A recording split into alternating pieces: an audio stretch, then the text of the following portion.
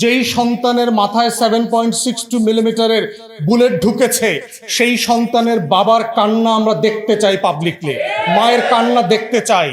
যারা সিডিআই করে দেওয়ার আলোচনা করতেছে, শাওনদের এত দুঃসাহস কোত্থেকে হয়? কারণ শহীদদের গল্পগুলো মুছে দেওয়া হয়েছে। 1400 শহীদদের কোনো আমলনামা নাই, তাদের কোনো জীবনী নাই। অথচ দেখবেন এর ভিতরেও নাটকীয়ভাবে দেখবেন এইগুলোকে গণমাধ্যমে প্রত্যেকদিন টকশোতে আলোচনা। শাওনের কি কথা বলার অধিকার নাই? দেখবেন আমাদেরকে প্রশ্ন করে, আপনারাই তো জুলাই বলেছেন যে সবাই কথা বলতে পারবে, তাহলে শাওন কি কথা বলতে পারবে না? তার মতামত সে দিতে পারবে না? মানে গণহত্যার পক্ষে সম্মতি দেবার জন্য মত প্রকাশের স্বাধীনতা যে সাংবিধানিক অধিকার, সেইটা প্রতিষ্ঠার জন্য সবাই মিলে চেষ্টা করছে। কিন্তু আমরা ফ্যাসিবাদকে কালচারালি, পলিটিক্যালি, জুডিশিয়ালি ফেস করবার জন্য সাফিসিয়েন্টলি সেটা একমত হয়ে এই কাজগুলো করতে পারছি না। আমরা এক সোনার বাংলায় বাস করি, যে সোনার বাংলাতে বিচারের জন্য আবার আলাদা প্রোগ্রাম করা লাগে যে ভাই আমরা বিচারটা চাই। মানে এর থেকে ট্র্যাজেডি, আইরনি আর কি হতে পারে আর কি, যে সেই 1648 এর ওয়েস্টফেলিয়ান মডেলের যে স্টেট ক্রাফট আমরা তৈরি করেছি ইউরোপিয়ান রাষ্ট্র থেকে, সাম্রাজ্যবাদের পোস্ট কলোনিয়াল জায়গা থেকে, সেখানে মূল আদতের বিষয়টাই ছিল যে রাষ্ট্র তৈরি করা হয়েছে বিচারের কনফার্মেশন নিয়ে, যে সে রাষ্ট্রের লোকদেরকে এখন আর প্রজা মনে করে না, নাগরিক মনে করে। বিচার চাইতে হয় হলো প্রজাদের, নাগরিকদের বিচার চাইতে হয় না। তাই আজকে আমাদের কাছে ফান্ডামেন্টাল কোয়েশ্চেন হচ্ছে যে রাষ্ট্রকে আমি রিপাবলিক বলছি, এইটা আসলে রাষ্ট্র কিনা? যেই রাষ্ট্রে আমরা বাসিন্দা, আমরা বাস করছি, এই রাষ্ট্রে আসলে এই রাষ্ট্র আমাদেরকে, এই সংবিধান আমাদেরকে নাগরিক সত্তা আকারে স্বীকৃতি দেয় কিনা? দিলে বিচারের দাবি নিয়ে জেলায়, উপজেলায়, বিভাগীয় শহরে মহাসমাবেশ করা লাগতো না, জাতীয় পর্যায়ে সেমিনার করা লাগতো না। প্রবন্ধক তাজুল ভাই গুরুত্বপূর্ণ সবগুলো কথা বলে ফেলেছে। দেখেন, বিচার বলতে আমরা কি বুঝাচ্ছি? দুইটা জিনিস বুঝাচ্ছি। একটা হচ্ছে যারা ফৌজদারি অপরাধ করেছেন তাদের বিচার, এর ভিতরে রাজনৈতিক দলের, আওয়ামী লীগের বিভিন্ন দলের নেতাকর্মীরা আছেন, এর ভিতরে প্রশাসনিক লোকজন আছেন। আর দ্বিতীয়ত হচ্ছে আওয়ামী লীগের দল আকারে আমরা বিচার চাচ্ছি, দুইটা বিচার চাচ্ছি। এখন এই দুই বিচারের জায়গাতেই বলা হচ্ছে যে যুক্তিটা আসতেছে আওয়ামী লীগের তো লক্ষ লক্ষ কোটি কোটি মানুষ, তারা কি অন্যায় করছে, তারা কি খুন খারাপি করছে?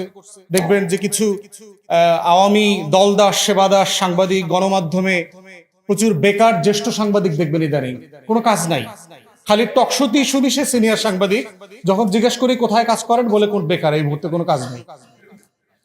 এই বেকার সাংবাদিকদের দেখবেন প্রচুর, তারা বলে যে আওয়ামী লীগের লক্ষ লক্ষ কোটি কোটি মানুষ আসলে কি ক্ষতি করছে, তাদের কেন বিচার হবে? হাসিনার বিচার হয়ে গেছে, আরো এই নেতা কর্মীদের বিচার টিচার হইলেই হয়। এবং এটা বলবার মধ্য দিয়ে যেটা হচ্ছে যে বিচারিক প্রক্রিয়াটাকে, বিচারটাকে ইটসেলফ প্রশ্নবিদ্ধ করা হচ্ছে। এবং এই 24-এর বিচার যখন করা হয় তখন দেখবেন যে পরিকল্পিতভাবে এইটাকে সুইচ অফ করে দিয়ে 71-এ নিয়ে যায়। দেখবেন যে আগেও তো বিচার হয় নাই, আগেও তো অমুক দল এটা করে নাই। কোন দল পালাইছে? মুসলিম লীগ পালাইছিল 71 সালে। মুসলিম লীগের নেতারা সবাই দেশে ছিল না তখন, যারা শাসক গোষ্ঠী 71-এর। ফজলুল কাদের চৌধুরী মুসলিম লীগের সবচেয়ে বড় নেতা ছিল, শেখ মুজিব তাকে জেলে মারছে। খানের সবুর শহীদ প্রেসিডেন্ট জিয়াউর রহমানের সময় ইলেকশন করে এমপি হয়েছে, মুসলিম লীগের অনেক নেতা এমপি হয়েছে। শহীদ প্রেসিডেন্ট জিয়াউর রহমানের প্রধানমন্ত্রী মুসলিম লীগের নেতা ছিলেন। এই মানুষগুলো তো কেউ পালায় নাই। তো যারা পালায় নাই তাদের আবার বিচার করতে হবে কেন? তাদের তো রাজনৈতিক প্রসেসের মধ্য দিয়ে সে তো এই দেশে জনগণের কাছে গেছে। অতএব এই যে প্রশ্নগুলো, এই প্রশ্নগুলোকে আমাদের রিফিউট করতে হবে বিচারের যে সম্মতি তৈরি করার জায়গাতে, বারবার পরিকল্পিতভাবে। এবং আপনারা দেখবেন শুধু রাতের টকশোর গেস্ট দেখবেন 30, 35টা, 40টা টকশোতে দেখবেন অলমোস্ট এন্টায়ারলি জামাতের কোনো প্রতিনিধি নাই, এনসিপির কোনো প্রতিনিধি নাই, বিরোধী দলের অলমোস্ট কোনো প্রতিনিধি নাই। তাহলে 2-3 মিলে কি আলাপ করে দেখবেন? একটা হচ্ছে লুকানো গুপ্ত আওয়ামী লীগ, একটা হচ্ছে গুপ্ত সাংবাদিক, আর একটা হচ্ছে আওয়ামী বুদ্ধিজীবী।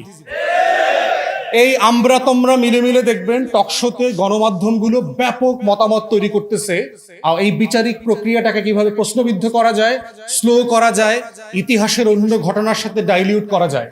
তো এই জায়গাতে হচ্ছে বিচারিক প্রশ্নের ব্যাপারে আমরা বারবার গত 2 বছর অন্তর্বর্তীকালীন সরকারের সময় বলেছি, এখানে মাননীয় বিরোধী দলের নেতা আছেন, আমরা অনুরোধ করব যেটা আমরা বারবার বলেছি যে একটা কংগ্রেসের মডেলে গণশুনানির আয়োজন করেন, যে সংসদ প্লাজাতে একটা ক্রস পার্টি পার্লামেন্টারি গ্রুপ এবং মানবাধিকার কর্মী আইনজীবীদেরকে নিয়ে আপনারা একটা কমিটি করেন, যেখানে জুলাইয়ের গল্প বলতে মানুষ যাবে, শহীদ পরিবার যাবে, সেখানে প্রত্যেক দিন শুনানি হবে, ঘন্টার পর ঘন্টা শুনানি হবে, এবং আওয়ামী লীগ কি জিনিস সেটা বিটিভিতে লাইভ সম্প্রচার করে টেলিভিশনগুলোতে বলতে হবে, বুঝাইতে হবে। আপনি পুরো জুলাইয়ের সময়গুলোতে দেখেন টেলিভিশনে অলমোস্ট জুলাইয়ের কোনো প্রোগ্রাম নাই। জুলাই শহীদদেরকে আপনারা কোনো টক শোতে, কোনো ইন্টারভিউতে দেখবেন না। এই যে এই ঘটনাগুলো কিন্তু কাকতালীয় না। আমরা যারা গণমাধ্যমের চরিত্র বাংলাদেশে জানি, তাদের খতিয়ান আমলনামা জানি, তাদের মালিকানা সম্পর্কে জানি, এগুলো পরিকল্পিতভাবে করা হচ্ছে। আমরা জানি কোথায়, কোন হোটেলে, কোন কোন সাংবাদিক, টক শো হোস্ট, গেস্টরা মিলে একসাথে কোন কোন রাতে মিটিং করে, এগুলো আমরা জানি, আমাদের কাছে ছবিও আছে। অতএব এই কালচারাল ফ্যাসিজমকে যদি আমরা কালচার দিয়ে, পাবলিক কনসেন্ট তৈরি করবার মধ্য দিয়ে বিচারিক প্রক্রিয়াকে হেল্প করতে না পারি, শুধুমাত্র বিচারিক প্রক্রিয়া চলবে না, বিচারিক প্রক্রিয়ার দাবিটা থেমে যাবে। তাই আমরা অনুরোধ করব বিরোধী দলের নেতারা যারা আছেন এখানে, দয়া করে সংসদে এটা রেজ করবেন। আমরা কংগ্রেসের মডেলে গণশুনানি চাই, যেখানে 24-এর সকল স্টেক হোল্ডার, যেই সন্তানের মাথায় 7.62 মিলিমিটারের বুলেট ঢুকেছে, সেই সন্তানের বাবার কান্না আমরা দেখতে চাই পাবলিকলি, মায়ের কান্না দেখতে চাই। যারা সিডিআই করে দেওয়ার আলোচনা করতেছে, শাওনদের এত দুঃসাহস কোত্থেকে হয়? কারণ শহীদদের গল্পগুলো মুছে দেওয়া হয়েছে। 1400 শহীদদের কোনো আমলনামা নাই, তাদের কোনো জীবনী নাই, অথচ দেখবেন এর ভিতরেও নাটকীয় ভাবে দেখবেন এইগুলোকে গণমাধ্যমে প্রত্যেকদিন টকশোতে আলোচনা। শাওনের কি কথা বলার অধিকার নাই? দেখবেন আমাদেরকে প্রশ্ন করে, আপনারাই তো জুলাই বলেছেন যে সবাই কথা বলতে পারবে, তাহলে শাওন কি কথা বলতে পারবে না? তার মতামত সে দিতে পারবে না? মানে গণহত্যার পক্ষে সম্মতি দেবার জন্য মত প্রকাশের স্বাধীনতা, যে সাংবিধানিক অধিকার, সেইটা প্রতিষ্ঠার জন্য সবাই মিলে চেষ্টা করছে, কিন্তু আমরা ফ্যাসিবাদকে কালচারালি, পলিটিক্যালি, জুডিশিয়ালি ফেস করবার জন্য সাফিসিয়েন্টলি সেটা একমত হয়ে এই কাজগুলো করতে পারছি না। তো কালচারাল ফ্যাসিবাদের এই লড়াইটাকে অ্যাড্রেস না করে শুধুমাত্র বিচারিক ফ্যাসিবাদের মুখোমুখি হওয়া যাবে না। এটা কয়দিন পর দেখবেন আমার কালেকটিভ মেমোরি থেকে এটা হারিয়ে দেবার চেষ্টা চলছে। তাই সেই লড়াইটা আসেন সবাই মিলে করি। সবাইকে অসংখ্য ধন্যবাদ। আসসালামু আলাইকুম। সবাইকে আগামী দিনে রাজপথে ঐক্যবদ্ধভাবে সীসাডলা প্রাচীরের ন্যায় আমরা যাতে আবারও আমাদের অধিকার আদায়ে, এই দেশের মানুষের যেই ত্যাগ এবং সংগ্রাম তারা দিয়েছিল, আবারও যেন আমরা আমাদের অধিকার আদায়ে ঐক্যবদ্ধভাবে রাজপথে আমরা থাকতে পারি, সেই জন্য সবার প্রতি আহ্বান জানিয়ে আজকের মতো শেষ করছি। আসসালামু আলাইকুম ওয়া রাহমাতুল্লাহ।